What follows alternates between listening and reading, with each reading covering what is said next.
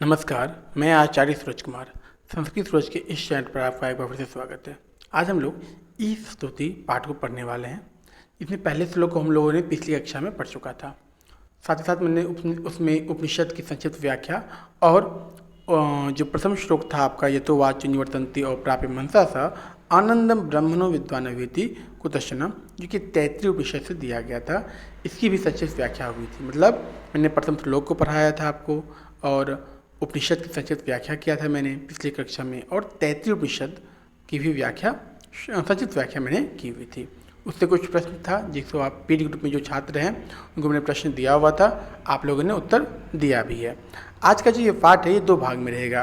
कुछ भाग जो फ्री क्लास के लिए रहेगा, जो यूट्यूब पे पब्लिक रहेगा, कोई भी देख सकते हैं, और दूसरा जो कि इस पाठ से संबंधित 2 जो उपनिषद है, बृहदारण्यक उपनिषद और श्वेतर उपनिषद, इस दोनों उपनिषद की जो व्याख्या है, जो प्रश्न है, वो पेड ग्रुप वालों के लिए ही सिर्फ रहेगा। जिन्होंने पेड किया है, क्लास लिया है जिन्होंने, उनके लिए आपका बृहदारण्यक उपनिषद और श्वेतर उपनिषद की संक्षिप्त व्याख्या और संबंधित प्रश्न को भी दिया जाएगा। तो आज के पाठ को शुरू करते हैं। ये दूसरा आपका श्लोक है, अस्तो माँ सद्गमय तमसो माँ ज्योतिर्गमय मृत्योर्मा अमृतम गमय। ये जो श्लोक है ये बृहदारण्यक उपनिषद से लिया गया है। श्लोक को फिर से पढ़ते हैं। अस्तो माँ सद्गमय तमसो माँ ज्योतिर्गमय मृत्योर्मा अमृतम गमय। इस श्लोक की व्याख्या से पहले हम शब्द के अर्थ को जानेंगे। शब्दार्थ में आप देखेंगे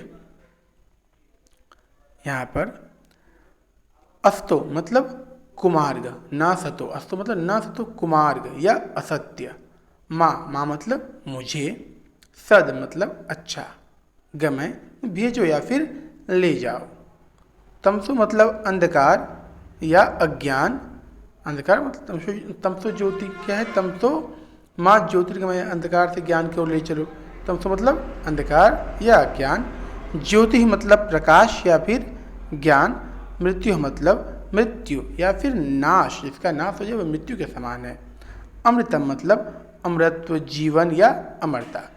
इस श्लोक के शब्द हैं, सबका हमने अर्थ देख लिया, पढ़ लिया। इसको ध्यान भी रखना है कि जो प्रश्न बनेगा इससे प्रश्न आता है। आगे बढ़ते हैं, श्लोक की व्याख्या को देखते हैं। श्लोक की क्या व्याख्या है और श्लोक का क्या अर्थ है। देखिए, श्लोक की व्याख्या को आप पढ़ेंगे, श्लोक की व्याख्या को आपको पढ़ना है तो देखेंगे आप,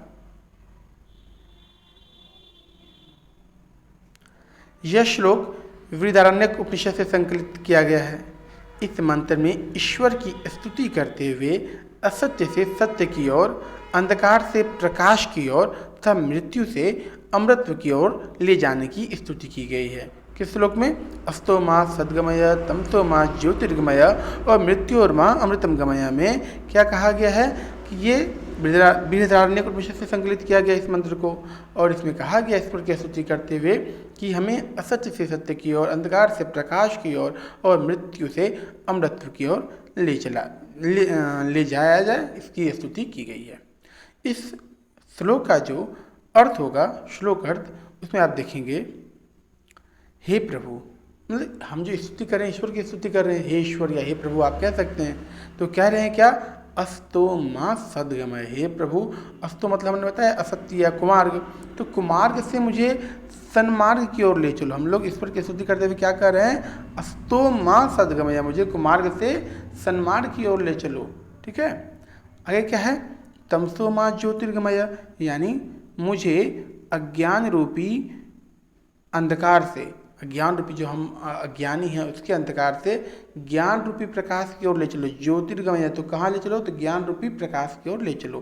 प्रभु की स्तुति करते हुए हम कह रहे हैं, और कह रहे हैं मृत्योर्मा अमृतम गमया, और मुझे मृत्यु से अमरता की ओर ले चलो। हमने अभी जस्ट बताया मृत्यु मतलब क्या होता है। सिर्फ मृत्यु मतलब मौत ही नहीं, नाश, मतलब हमको नाश नहीं चाहिए, हमें अमरता की ओर, जो हमें बाद में भी याद करे उस ओर ले चलो, अमरता की ओर ले चलो, मैं नाश मत करो। तो ये हम ईश्वर से स्तुति करते हुए इस बृहदारण्यक उपनिषद से जो श्लोक है इसका यही अर्थ हुआ। मैंने श्लोक व्याख्या भी किया, शब्द का अर्थ भी देखा और श्लोक का अर्थ भी देख लिया। श्लोक से संबंधित कुछ व्याकरण है, उसे देख लेते हैं। ज्योतिर्गमय क्या है? ज्योतिर्गमय, इसका अर्थ क्या है? तो इसका अगर विच्छेद करेंगे हम, संधि विच्छेद, तो ज्योति धन गमय, जो कि विसर्ग संधि के अंतर्गत आता है। हम लोग व्याकरण भी पढ़ेंगे, शुरुआत से पढ़ेंगे, वर्ण विचार से पढ़ेंगे, उसका भी एक मैं वीडियो क्रमशः बनाता रहूँगा, रिकॉर्डेड वीडियो रहेगा, वो आप देखेंगे व्याकरण से संबंधित। अगर आप पहले से पढ़े हैं तो अच्छी बात है, नहीं पढ़े तो फिर भी आप जीरो से व्याकरण पढ़ सकते हैं, शुरू करेंगे, ठीक है। तो ज्योतिर्गमय का विच्छेद ज्योतिर्धन गमय विसर्ग संधि है। दूसरा है मृत्योर्मा, इसका विच्छेद करेंगे तो मृत्युधन माँ, ये भी विसर्ग संधि है, ये बन जाएगा मृत्योर्मा। इस श्लोक का ये व्याकरण था। अगले श्लोक की ओर बढ़ते हैं। अगला श्लोक क्या है देखें। ये श्लोक अगर आप पढ़ पा रहे होंगे, लिखा हुआ है एको देव सर्वभूतेषु गूढ़ सर्वव्यापी सर्वभूतांतरात्मा कर्माध्यक्ष सर्वभूताधिवास साक्षी चेता केवलो निर्गुणश्च। फिर से पढ़ते हैं। एको देव सर्वभूतेषु गूढ़ सर्वव्यापी सर्वभूतांतरात्मा कर्माध्यक्ष सर्वभूताधिवास साक्षी चेता केवलो निर्गुणश्च। अच्छा, हम जो बार बार एक ही श्लोक आप पढ़ रहे हैं, इसका दो कारण है, ताकि श्लोक भी आपको याद हो जाए, कि श्लोक से अगर प्रश्न पूछा जाए, फिल इन द ब्लैंक्स पूछा जाए, तो आप इसको आसानी से बता सकें। तो श्लोक को भी याद रखना है, किस उपनिषद से लिया गया ये भी याद रखना है, क्या अर्थ होता है हर एक श्लोक के शब्द का ये भी याद रखना है। तो आप श्लोक के शब्दार्थ को देखेंगे हम लोग, ठीक है। अब देखेंगे शब्दार्थ में एको मतलब एक, देवा मतलब ईश्वर, सर्वभूतेषु सभी प्राणियों में, गूढ़ा मतलब छिपा हुआ, सर्वव्यापी का अर्थ होता है उपस्थित, सभी जगह व्याप्त है, सभी जगह उपस्थित, ठीक है। तो छोटा कर लेते हैं, सभी जगह उपस्थित। सर्वभूतांतरात्मा का अर्थ होता है सभी प्राणियों के भीतर स्थित, सर्वभूतांतरात्मा मतलब सभी प्राणियों के अंदर भीतर स्थित, ये होता है आपका सर्वभूतांतरात्मा। कर्माध्यक्ष का अर्थ होता है कर्मों पर नियंत्रण रखने वाला। कर्माध्यक्ष का अर्थ क्या होता है? कर्मों पर नियंत्रण रखने वाला। सर्वभूताधिवास सभी वस्तुओं में रहने वाला। साक्षी मतलब गवाह, नहीं मेरा साक्षी है, मैंने मेरा कुछ भी आप कर्म करते हैं, आपका साक्षी ईश्वर है, कोई नहीं देख रहा, हमारे साक्षी कौन है? ईश्वर है, मतलब गवाह। चेता मतलब हृदय के, केवल मतलब केवल या सिर्फ।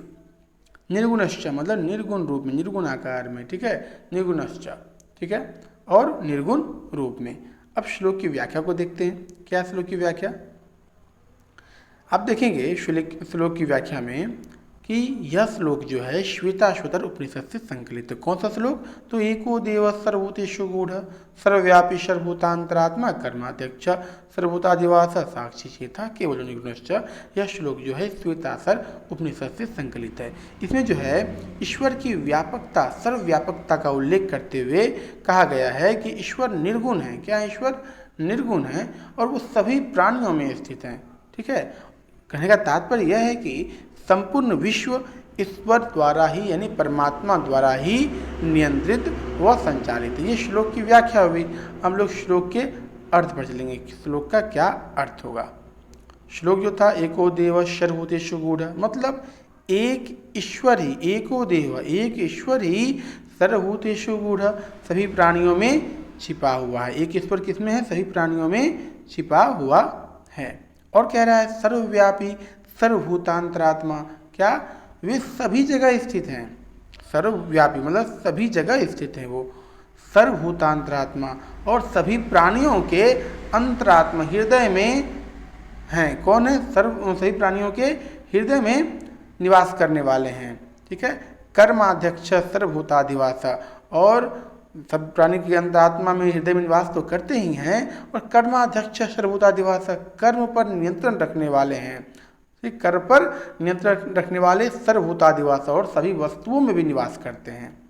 साक्षी चेता केवलो निर्गुणश्च, ठीक है। और बोलता है वह हमारे सभी कार्यों के साक्षी हैं, गवाह हैं। क्या हैं? साक्षी चेता, वो सभी हम जो कर्म कर रहे हैं वो सभी कार्यों के वो प्रत्यक्ष यानी गवाह हैं, साक्षी हैं, ठीक है, वो देख रहे हैं सभी कार्यों को। और केवल चेता केवल निर्गुणश्च, और वो हर एक मतलब चेतना रूप में, हर एक रूप में वो उपस्थित हैं। वो निर्गुण से, वो निराकार हैं, उनका कोई आकार है, वो निराकार है, हर एक व्यक्ति में, हर एक जीव में वो उपस्थित हैं। इस श्लोक का ये अर्थ हुआ। ठीक है, श्लोक के अर्थ को देखने के बाद हम लोग जो अस्तो मा सद्गमय पाठ पढ़ा था हम लोगों ने, जो कि बृहदारण्यक उपनिषद से लिया गया है, उसके संक्षिप्त परिचय को देखेंगे। और अभी जो जस्ट पढ़ा हमने, एको देव सर्वभूतेषु गूढ़ सर्वव्यापी सर्वभूतांतरात्मा, जो कि आपका क्या है,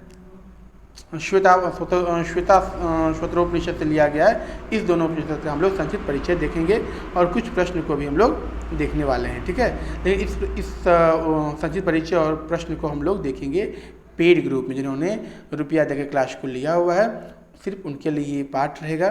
तो मिलते हैं हम लोग लाइव क्लास में 10 बजे। ठीक है, ये वीडियो अभी आप लोग देख लें, फिर पढ़ लें, फिर ताकि आप लोग को प्रश्न का उत्तर देने में थोड़ा सा आसानी हो या आसानी से आप देख सकें। और जो हमने पढ़ाया आप लोगों को ये पूरे पाठ को, ये पूरा पाठ आपका PDF रूप में, PDF फॉर्मेट में पेड ग्रुप में मिल जाएगा। मिलते अगले वीडियो में, तब तक नमस्कार, धन्यवाद।